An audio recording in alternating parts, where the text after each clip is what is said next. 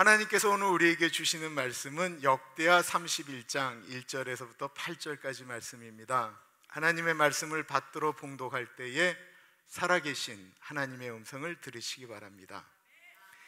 이 모든 일이 끝남에 거기에 있는 이스라엘 무리가 나가서 유다 여러 성읍에 이르러 주상들을 깨뜨리며 아세라 목상들을 찍으며 유다와 베냐민과 에브라임과 므낫세 온 땅에서 산당들과 제단들을 제거하여 없애고 이스라엘 모든 자손이 각각 자기들의 본성 기업으로 돌아갔더라.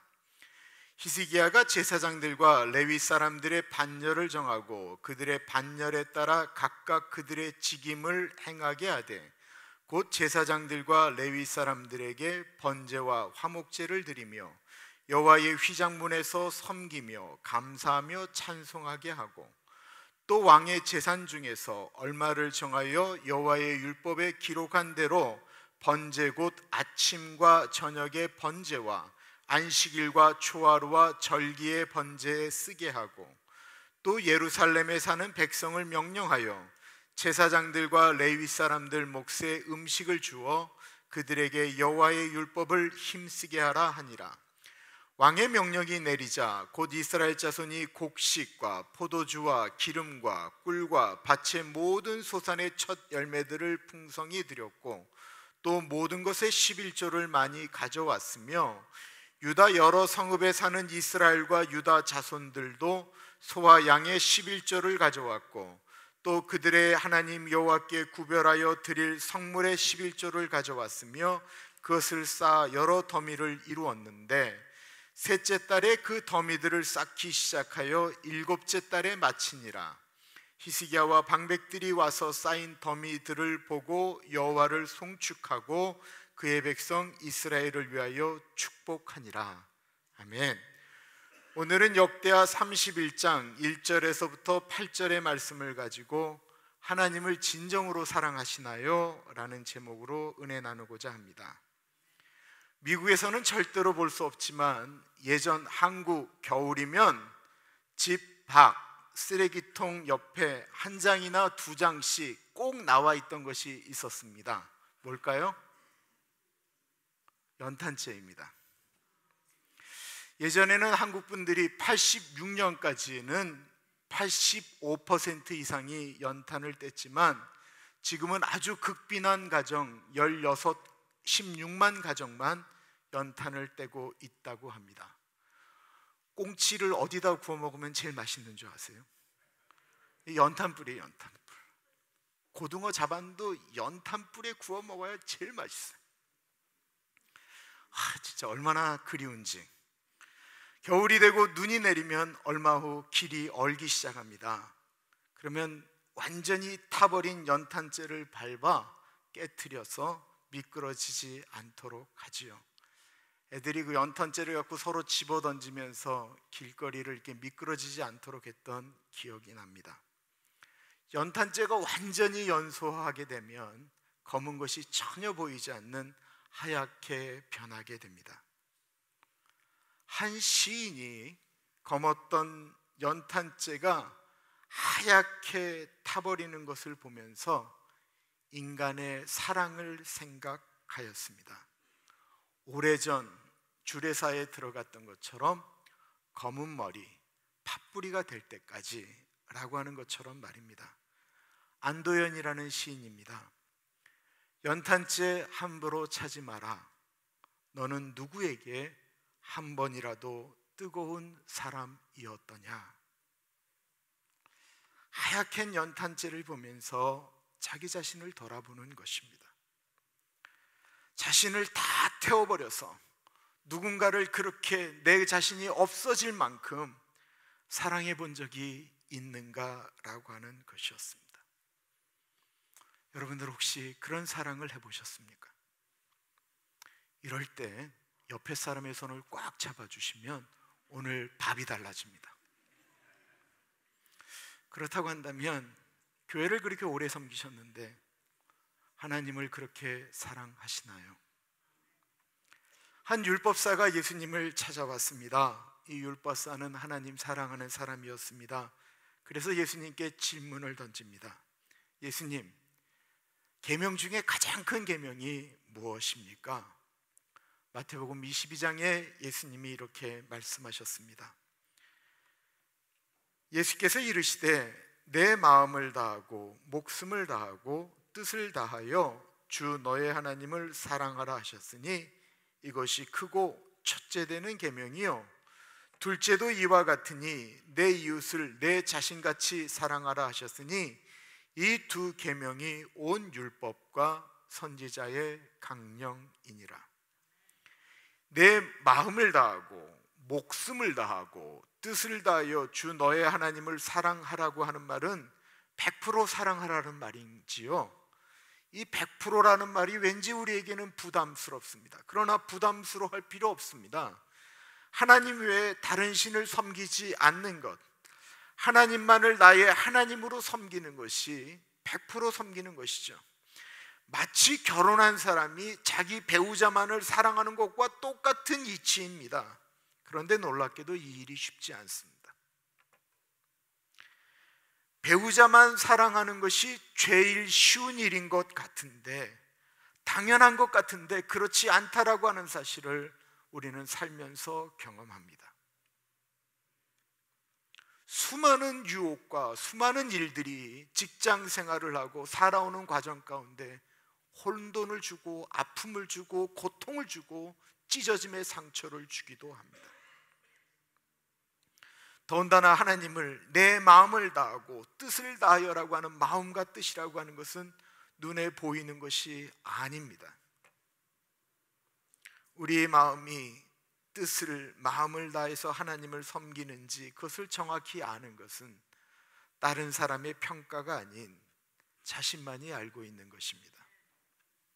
그리고 그 마음과 뜻이 나타나는 것이 우리의 행동이지요. 사랑한다라고 하는 것은 나타나는 것입니다. 히스기야 왕 때 이스라엘 백성들이 어떻게 하나님을 진정으로 사랑했는지를 1절은 이렇게 이야기하고 있습니다. 이 모든 일이 끝남에 거기에 있는 이스라엘 무리가 나가서 유다 여러 성읍에 이르러 주상들을 깨뜨리며 아세라 목상들을 찍으며 유다와 베냐민과 에브라임과 므낫세 온 땅에서 산당들과 제단들을 제거하여 없애고 이스라엘 모든 자손이 각각 자기들의 본성 기업으로 돌아갔더라. 1절에 이 모든 일이 끝나면은 유월절과 무교절을 지킨 것입니다. 이 유월절이라고 하는 것은요, 이스라엘 백성이 애굽 땅에서 탈출했던 그날을 기념하는 절기입니다. 이스라엘 백성들이 이집트의 노예로 있을 때 하나님께서 모세를 보내서 내 백성을 보내라 라고 이야기를 했는데 바로가 생뚱맞은 거예요. 하나님이 누군지 뭔지 모르는데 왜 그 신이 내 노예들을 보내느냐 라고 말을 하였습니다. 당연한 거죠. 거절하였습니다. 그러자 하나님께서 이집트에다가 재앙을 내리기 시작했습니다. 십계라고 하는 영화에 나타나는 것들이 나일강이 빨갛게 못 먹는 물로 바뀌기도 하였고, 개구리들이 온 천지를 덮기도 하였고, 파리들이 날아오기도 하였고, 우박이 날아오기도 하였고, 메뚜기가 모든 것들을 다 먹기도 하였고, 흑암이 쌓기도 하였습니다. 그럼에도 불구하고 이집트 왕 바로가 이스라엘 사람들을 놔주지 않는 거예요. 마지막 재앙이 있었는데 그것은 뭐냐면 죽음의 천사를 각 집마다 보내서 마다들을 죽이는 사건이었습니다. 그 사건을 이길 수 있는 유일한 방법은 어린 양을 잡아서 문설주와 문인방, 문에 들어오는 거기다가 그 어린 양을 잡은 그 피를 바르는 것이었습니다. 그것만이 살 길이었습니다. 그리고 그 피를 보면 죽음의 천사가 그 집은 넘어가겠다라고 하나님이 말씀하셨습니다. 그 집 안에 들어가 있는 사람이 아무리 악한 사람이라 할지라도, 사람을 죽인 사람이라고 할지라도, 도둑질한 사람이라고 할지라도 그 피만 보면 넘어가 주겠다라고 이야기했습니다. 이집트 사람들 중에는 너무나도 커다란 재앙을 겪으면서 긴가민가하면서 이스라엘 사람들 흉내를 내서 양을 잡아서 피를 바른 사람도 있었습니다. 이스라엘 사람들 중에 자기가 노예로 있을 때 자기한테 참 잘해주었던 이집트 주인을 찾아가서 여기다 바르셔야 됩니다 라고 하면서 피를 발라준 사람도 있었을 것입니다. 그리고 그날 밤에 피를 바르고 난 다음에 이스라엘 사람들은 모두 자기 집에 들어가서 숨을 죽이고 있습니다. 어둠이 내린 다음에 죽음의 천사들이 몰려오기 시작했습니다. 피가 발라져 있는 것은 넘어갔고 그렇지 않은 곳에서는 곡소리가 나기 시작했습니다. 이 사건을 경험하고 나서 자기 맏아들도 죽은 바로가 제발 좀 떠나라고, 제발 좀 내 눈에서 보이지 말라고 하면서 이스라엘 사람들을 보냈습니다. 죽음의 신이 넘어갔다 해서 6월했다 해서 6월절입니다. 이 6월절은 우리가 하나님께 구원함을 얻은 것을 감사하며 드리는 이 예배와 같은 것입니다. 하나님은 이 6월절을 꼭 지키라고 말씀하셨는데 이스라엘에서는 지켜지지 않았습니다. 6월절을 지킨 왕이 역대기 열왕기에는 두 사람밖에 안 나옵니다. 히스기야와 요시야 왕 두 왕입니다. 왜 그랬을까요? 이 6월절을 지키면 경제적인 손실이 엄청나기 때문에 그렇습니다. 모든 사람들이 모든 것들을 멈추고 예루살렘으로 모이고 6월절 보내고 무교절 보낼 때는 그들이 거의 움직이지를 않았습니다. 그리고 그들을 먹여야 되고 움직여야 되다 보니까 모든 경제 활동이 멈춰지게 되는 것입니다. 그러다 보니까 지켜지지를 않게 되었는데 히스기야가 종교 개혁을 일으키면서 첫 번째로 하였던 일이 수백 년 동안 드리지 않았던 유월절을 지키게 된 것입니다. 유월절이 지나고 무교절을 일주일 동안 보냈는데 이스라엘 사람들이 너무 좋으니까 일주일 무교절 더 지내자고 그래서 2주일을 보낸 그 다음 날이 오늘 본문의 이야기입니다.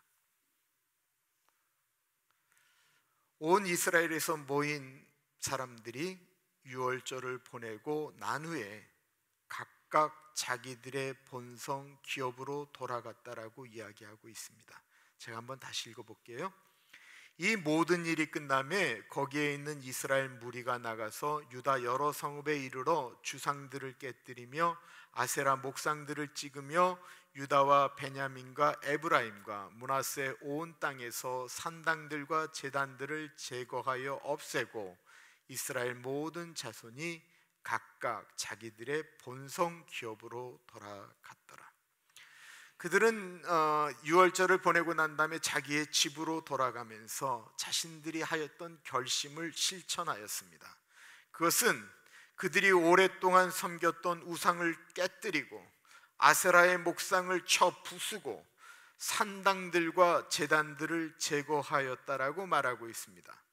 역대기에 계속해서 우리가 보았던 이야기가 있다고 한다면 아무리 왕이 훌륭하고 훌륭한 선지자가 외쳤어도 그들이 없애지 않은 것이 하나 있었는데 그것은 바로 산당이었다라는 것입니다.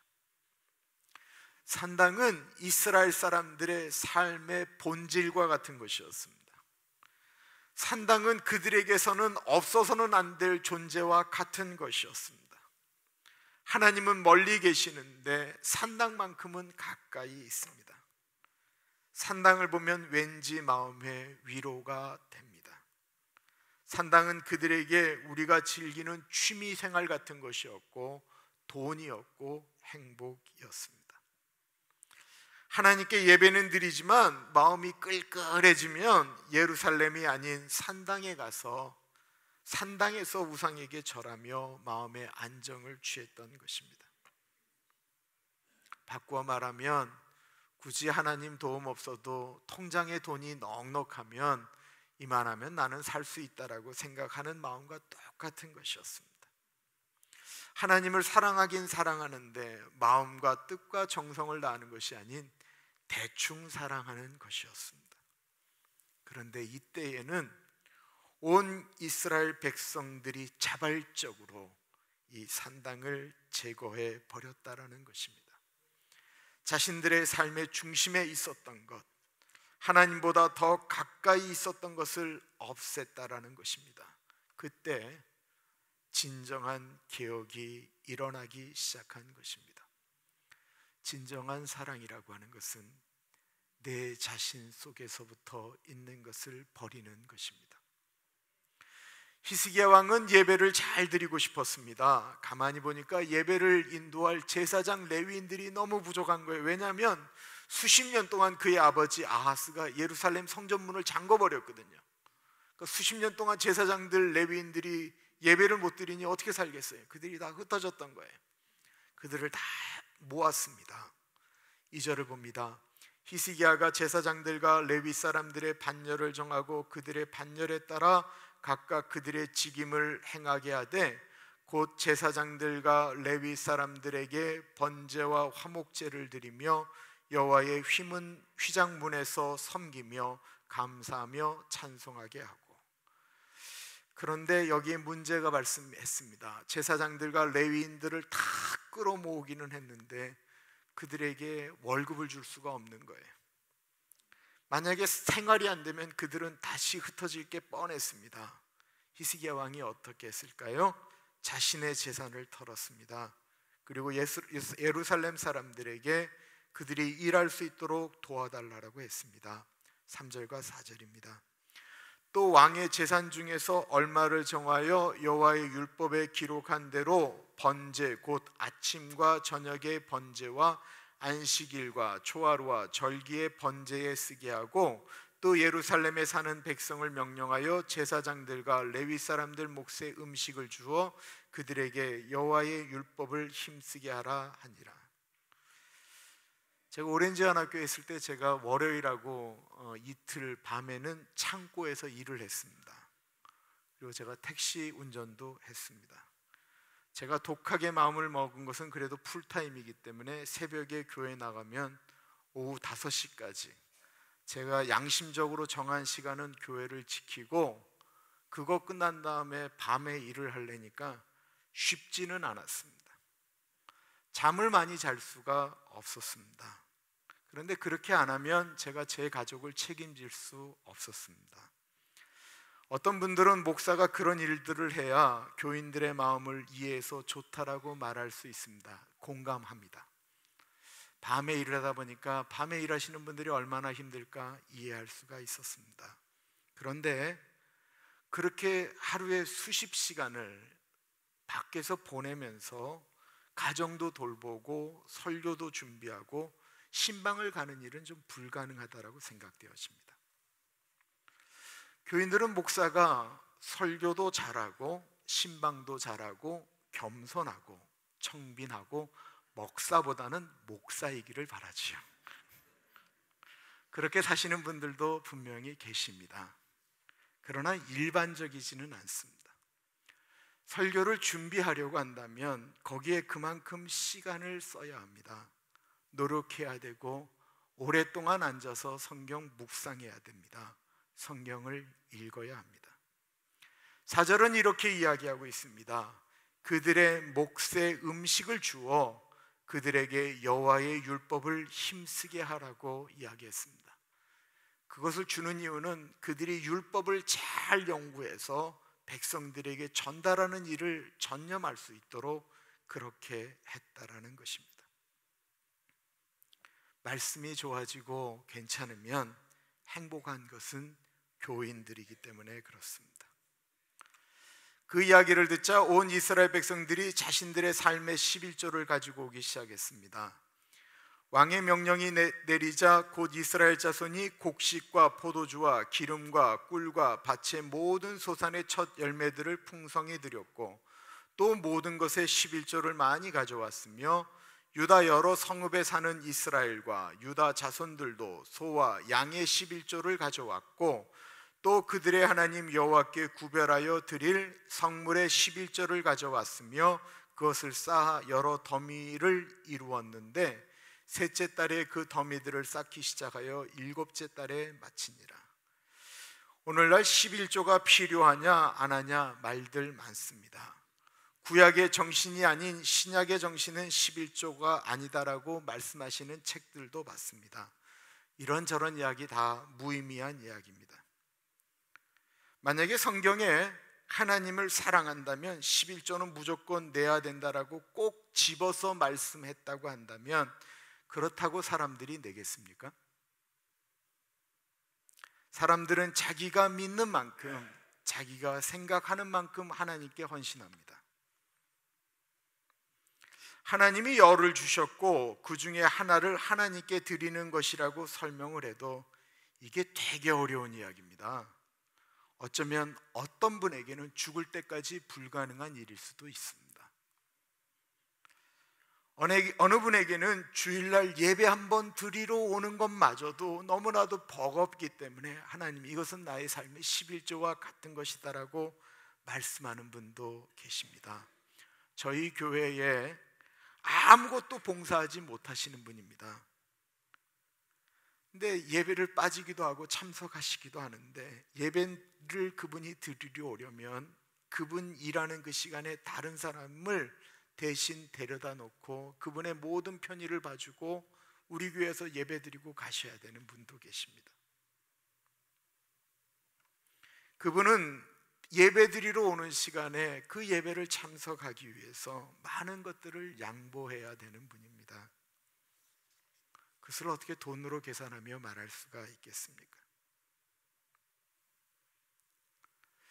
많은 분들이 나는 하나님 사랑합니다, 제일로 사랑합니다 말하지만 자신의 사랑을 표현하는 시간이나 어떤 것은 나는 여기까지입니다 라고 이야기하는 분들이 죄송하지만 많습니다. 완전히 하얗게 변한 연탄재처럼 하나님을 그렇게 사랑해 보신 적이 있으십니까? 물질은 하나님 앞에 아무것도 아닙니다. 하나님이 돈돈하시는 분이 아닌 것도 우리는 알고 있습니다. 그러나 이 세상에 물질만큼 우리의 사랑을 잘 표현하는 것이 또 있을까요? 나의 시간을 내주는 것만큼 사랑을 잘 표현하는 것이 흔하겠습니까? 교인들은 모두 하나님을 사랑합니다. 그러나 그 사랑에는 등급이 있습니다. 하나님의 사랑은 몇 번째일까요? 내가 제일이고 가족이 다음이고 내가 하는 일이 그 다음이고 그 다음 수도 없이 하나님은 순위에서 밀려날 때가 많이 있습니다. 이것 다 이해가 됩니다. 내 것을 포기하지 않는 한 하나님은 절대로 우리 삶의 넘버원이 되기는 불가능합니다. 얼마 전 칼럼에 보헤미안 랩소디라는 영화에 대해서 쓴 적이 있습니다. 마지막 10분을 보았다라는 것을 읽으시고 어느 분이 저희 집사람과 꼭 보시라고 영화표 2장을 주셨습니다. 그룹 퀸이라고 하는 그 아주 유명한 그룹의 리드싱어 프레드 머큐리의 일생을 그린 영화입니다. 내가 퀸을 너무 좋아했기 때문에 처음부터 나오는 내용이 내가 다 알고 있는 내용이었고 내가 외우다시피 한 노래들이 흘러나와서 시간 가는 줄 모르고 2시간 10분을 꼬박 볼 수가 있었습니다. 저는 극적으로 하나님을 만나고 난 다음부터 찬양 집회를 쫓아다녔습니다. 그때 온누리 교회에서 경배와 찬양이라고 목요일마다 집회를 하였습니다. 장안동에서부터 서빙고까지 제가 몰고 다니는 차에 제가 가르쳤던 중학생들을 가득 싣고 그 경배와 찬양을 거의 매주 목요일마다 찾아갔었습니다. 그러던 어느 날 그 찬양 가운데 이 앞에 있는 리더가 하나님이 하나님보다 더 사랑하는 것을 버리십시오라고 하는 말에 제 마음이 흔들리기 시작했습니다. 하나님이 기뻐하지 않는 것이 뭘까라는 생각을 했습니다. 하나님을 만난 다음에 좋아하는 술도 담배도 끊게 되었고 술 친구들도 멀리하게 되었습니다. 내가 다 버린 것 같은데 그 다음에는 뭐지? 라고 하는 갈등이 있었습니다. 그런데 혹시 하나님이 나에게 버리기를 원하시는 것이 내가 그렇게 좋아하는 음악이 아닐까라고 하는 생각이 들었습니다. 그리고 돌아오는 길에 계속 제 머릿속에 있었던 것은 제 방에 차곡차곡 쌓아놓은 레코드판이었습니다. 저는 그 레코드판을 모으기 위해서 청계천 뒷골목 오래된 레코드집을 고등학생 때부터 수도 없이 드나들었습니다. 그 당시에 많은 외국 팝송들이 금지곡이었습니다. 특별히 퀸의 음악은 대부분이 금지곡이었습니다. 그래서 정식으로 나온 LP판이 아닌 소위 말하는 해적판, 백판들을 모았습니다. 그리고 그 중에는 제가 금지 오역으로 소장하고 있었던 레코드판들이 있었습니다. 1950년대 12월 31일이 되면 대한민국의 거의 모든 음악 다방마다 흘러나왔던 노래가 있습니다. 올드랭 사인이라고 얘기했던 I Understand. 지클립스가 불렀던 그 노래가 원판이 있었습니다. 저는 그거를 1월 1일부터 30일까지 12월 30일까지 한 번도 듣지 않다가 12월 31일이 되면 그때 그 음악을 들었습니다. 멋있죠? 얼마나 낭만적입니까? 그날 밤에 내가 정말로 하나님을 사랑한다면 내가 버려야 할 것이 무엇인가? 이것들이 아닌가라는 생각이 들었습니다. 비가 오면 음악을 들었습니다. 비가 오면 생각나는 그 여자 생각하면서 음악을 들었고, 차를 타도 찬송가가 아닌 노래 아시나 봐요. 가요도 들었습니다. 도저히 아까워서 보낼 수가 없는 것들이 음악이었습니다. 밤새도록 고민했습니다. 그리고 그날 밤이 지나면 제 생각이 어떻게 변할지 자고 일어난 다음에 결정하기로 했습니다. 다음 날이 돼도 고민이 계속되었습니다. 그래서 그 레코드판을 다 가지고 나와서 깨뜨렸습니다. 뭐 그런 광신적인 행동을 하느냐라고 말하실 수도 있습니다. 지금 생각해 보면 뭐 그렇게까지 해야 되나 싶었지만 그 일이 있고 난 후부터 아주 오랫동안 그 좋아하던 퀸의 음악도 가요도 듣지 않게 되었습니다.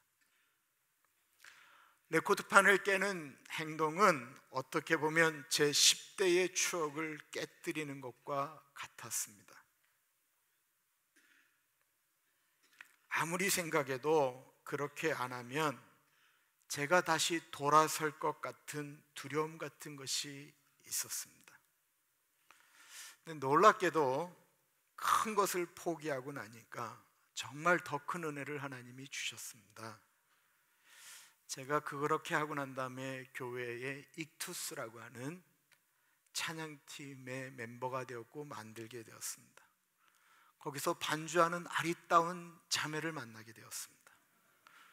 그리고 그 자매는 지금 제가 여보라고 부르고 있습니다. 여러분들이 좋아하시는 음악을 포기하라는 것이 아닙니다. 요즘은 자유로워졌기 때문에 음악이 들리면 다시 부르기 시작했습니다. 영화를 보고 온 다음에 유튜브를 찾아 들어가서 퀸의 음악을 다시 듣기도 하였습니다. 그러나 그 옛날처럼 그것을 다시 듣는다고 내가 휘둘리지 않을 자신이 지금은 있게 되었습니다. 이런 일들은 우리의 인생의 때때마다 일어납니다. 일상적으로 사랑한다라고 이야기는 우리가 하지만 정말로 하얀 연탄채처럼 우리가 정말로 사랑한다라고 내 사랑하는 사람에게 무엇인가를 보여줘야 될 시간이 하나님께 드려야 될 때가 있다라는 것입니다. 하얀 연탄채처럼 하나님을 진정으로 사랑하기 때문에 가슴이 타버리신 적이 있으십니까? 그 사랑을 어떻게 표현할 수 없었기 때문에 아파해 보신 적이 있으십니까? 하나님을 향한 사랑을 하나님이 너무나도 많은 부담을 주기 때문에 전혀 사랑할 수 없는 사람에게 손을 내밀어야 한다라고 하는 그 부담감 때문에 갈등하고 먼저 인사하라고 하는 하나님의 그 고독한 명령 때문에 정말로 힘들어하고 아파하며 나는 그렇게 못합니다, 하나님과 밤새 잠 못 이루며 씨름해 보신 적이 있으십니까? 다음 주면 크리스마스입니다. 이 땅에 하나님이신 예수님이 인간으로 태어나신 날입니다. 이보다 더 큰 사랑의 표현이 있을까요? 인간으로 오셨을 뿐만 아니라 우리를 죄와 사망에서 구하시기 위하여 유월절의 어린 양처럼 십자가에서 죽으셨습니다. 우리는 그 사랑에 감격합니다. 사랑받았음에 행복합니다. 십자가의 은혜 때문에 울기도 합니다. 그러나 거기까지라고만 한다면 우리의 은혜는 싸구려입니다. 십자가 다음에 있었던 사건이 사도행전 2장에 베드로가 이렇게 얘기합니다. 너희가 십자가에 달려 죽인 그 예수를 하나님이 우리의 주와 그리스도로 만드셨다. 우리의 주라고 하는 건 주인이다라는 뜻입니다. 주인이라고 하는 건 우리 위에 있다라는 것입니다. 그분은 명령을 하고 우리는 듣는 존재다라는 것입니다. 우리는 살아가면서 얼마나 그 주인의 명령에 순종하였습니까? 그 받은 사랑을 어떻게 실천할 수 있을까요? 붙들고 있는 하나님이 싫어하시는 것을 버리시지 않으시겠습니까? 하나님이 원하시는 곳에 손 내밀지 않으시겠습니까? 기도하겠습니다. 참으로 존귀하신 하나님 아버지, 히스기야의 기억은 도저히 버릴 수 없다라고 이야기하는 산당을 깨뜨리면서부터 시작되었습니다. 우리가 주님 사랑한다라고 고백은 많이 하는데 참 깨뜨리기 어려운 것이 있습니다. 주님, 우리에게 깨뜨릴 용기를 주옵소서. 존귀하신 예수님 이름으로 기도합니다. 아멘.